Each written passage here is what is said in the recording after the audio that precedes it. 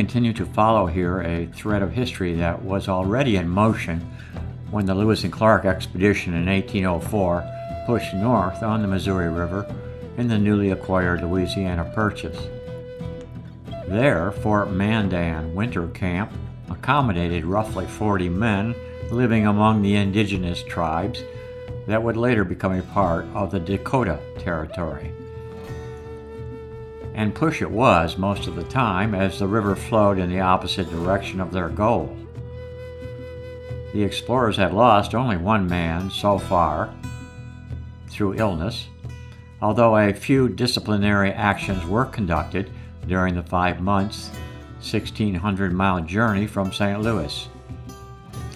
The party's first encounter along the river with the Teton Sioux, one band of 5 or more referred to as the Lakota, did not go smoothly. Hostility did not materialize into outright battle, however. But afterward, during most of the 19th century, a human drama on the northern plains of North America pitched white man's destiny against the red man's resolve. Heroes and villains emerged.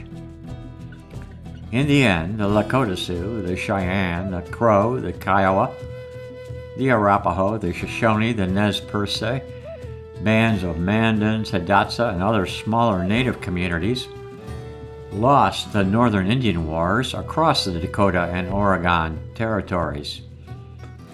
That fight pitted Indian against Indian and Indian against foreign invader, and vice versa.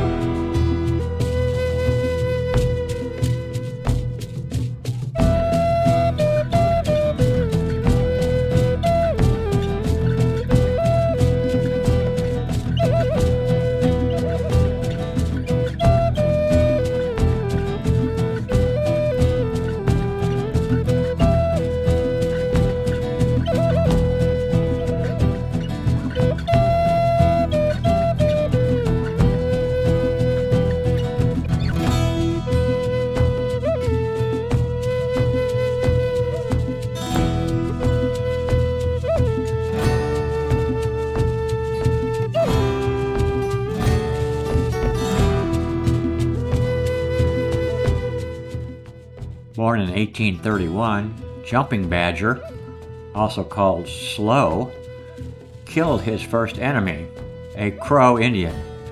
Roughly 14 years old, he received from his Lakota father a new name, Sitting Bull. His legacy is firmly established in American history today. His fate mirrored in some ways another native man, Gall, who counted at least 20 coups or kills as a Hunkpapa Sioux warrior. Gall, too, would one day figure in the demise of General George Armstrong Custer's troops at the Little Bighorn River.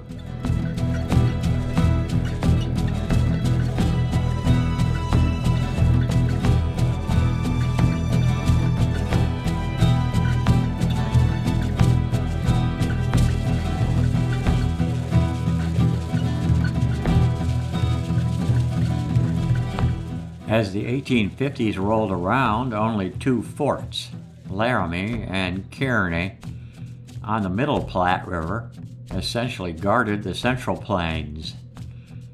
In the spring 1851, Central Plains Indians, including the Dakota Yanktons, were invited to a great gathering at Fort Laramie.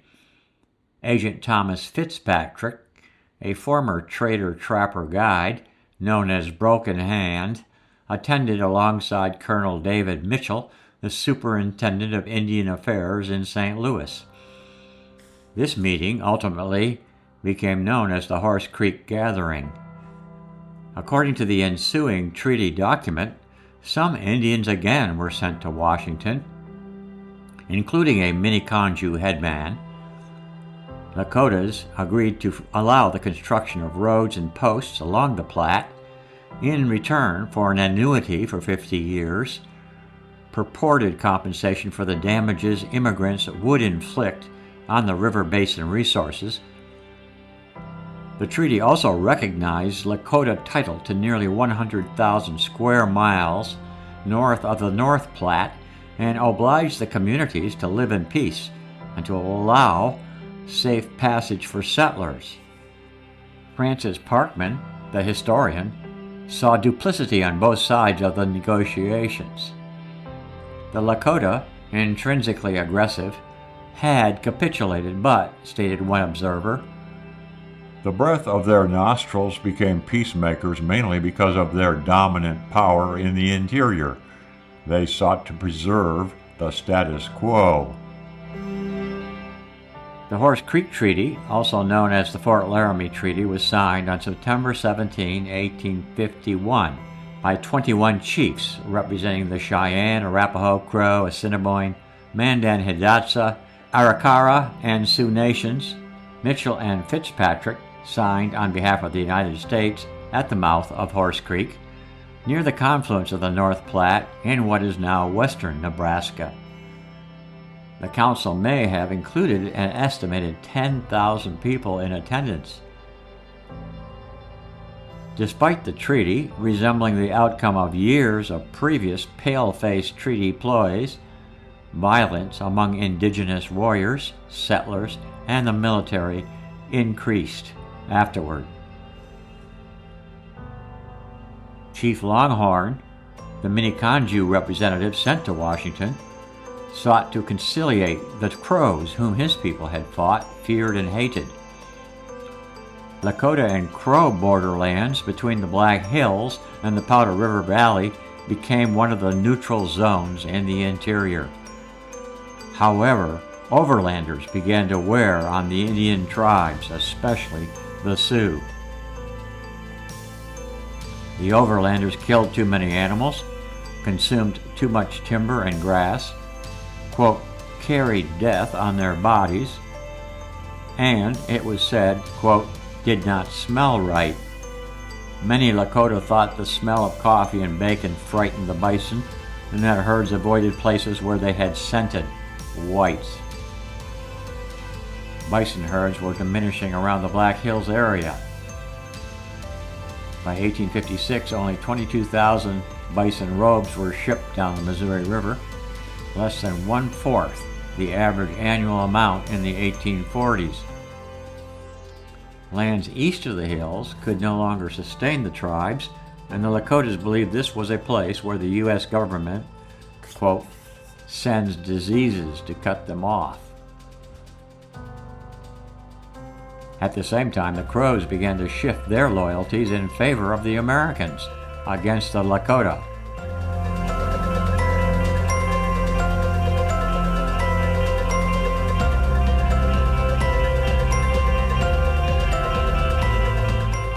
Crows pushed into Miniconjou villages trying to steal horses, but the marauders were caught and tortured to death. The outnumbered Crows were pushed out of the animal bounty that belonged now to the Lakota in 5 fertile river valleys: the Tongue, the Rosebud, the Little Bighorn, the Bighorn, and the Yellowstone. These valleys became home for Pretty Owl, Red Cloud, Snow on Her Head, and Sitting Bull. The young restless warriors pressed even further north and west of the Bighorns and the Yellowstone River.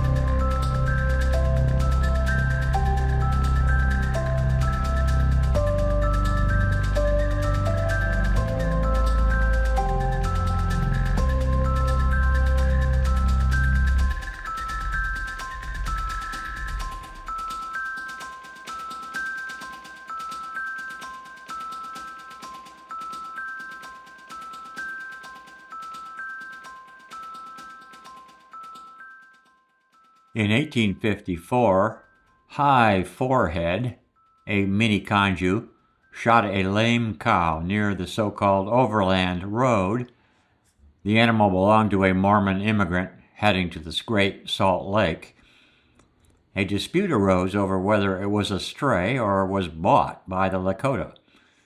A lieutenant commander, John Grattan, at Fort Laramie wanted High Forehead handed over, but the Indians declared him a guest of theirs and within their protection. Violence later broke out as soldiers were dispatched to capture the alleged culprit.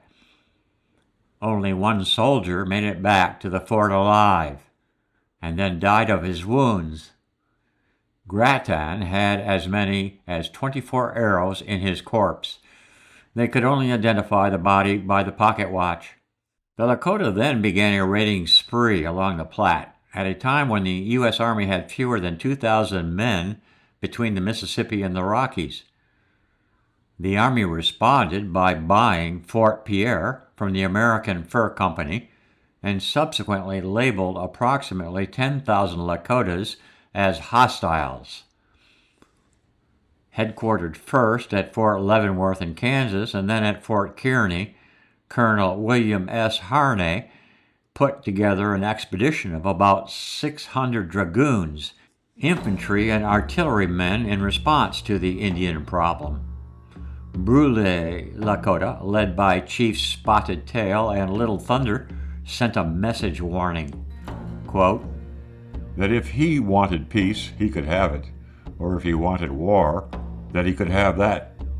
Spotted Tail offered to come to Harney, but the ensuing meetings did not go well.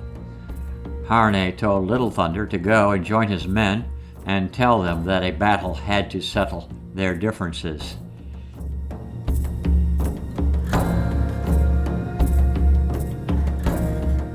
Harney attacked in September 1855 and destroyed a Lakota village located 3 miles north on Blue Creek. The fight became known as the Battle of Blue Water, sometimes the Battle of Ash Hollow, or the Harney Massacre. The attack supposedly avenged the Indian annihilation of Grattan's command near Fort Laramie the year before. Harney had concluded that about 250 Brule and Ogallala camped on Blue Creek were the guilty parties. While Harney engaged in a delaying parley with Little Thunder, he mounted troops and circled undetected to the north. The infantry opened fire with new long-range rifles and forced the Indians to flee toward the mounted soldiers and die in the withering fire. 86 Indians were killed, 70 women and children were captured, and teepees were looted and burned. This initial military campaign against the Lakota kept the overland trail open for a while. In late October, Spotted Tail, Red Leaf, Long Chin, Red Plume, and Spotted Elk rode into Fort Laramie, dressed in buckskins and singing death songs. They were shackled and placed in army wagons with their wives and children and taken to Fort Leavenworth, where they were kept for a year as prisoners of war.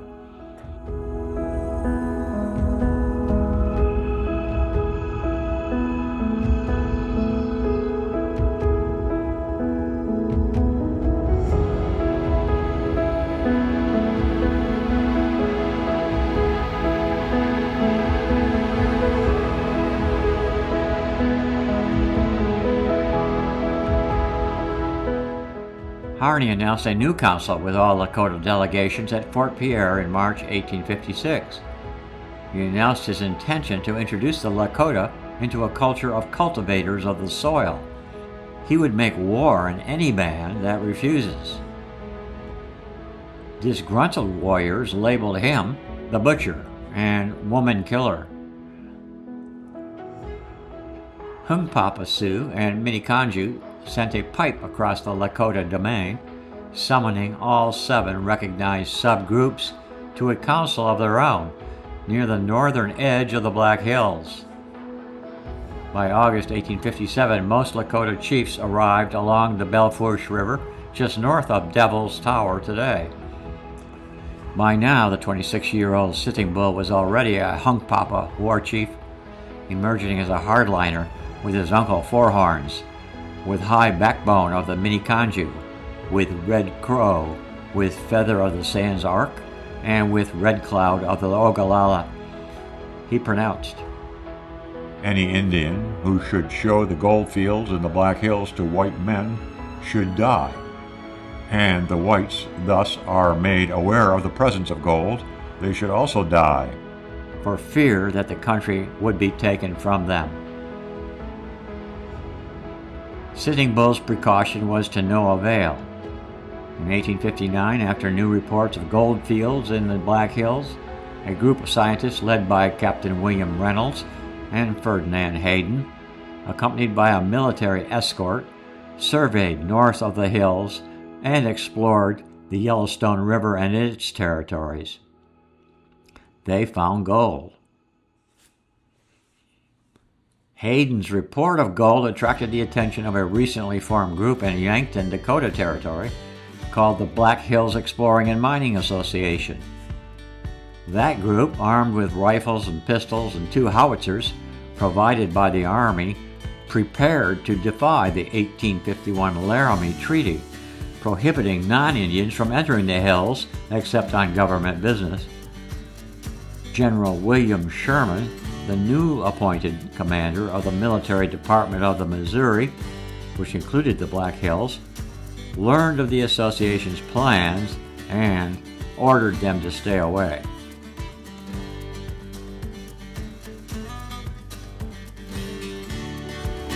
In May 1862, Bear Ribs, a Hunkpapa Sioux headman, whom Colonel William Harney had declared as head chief of all the Lakota 6 years earlier, met with an agent at Fort Pierre.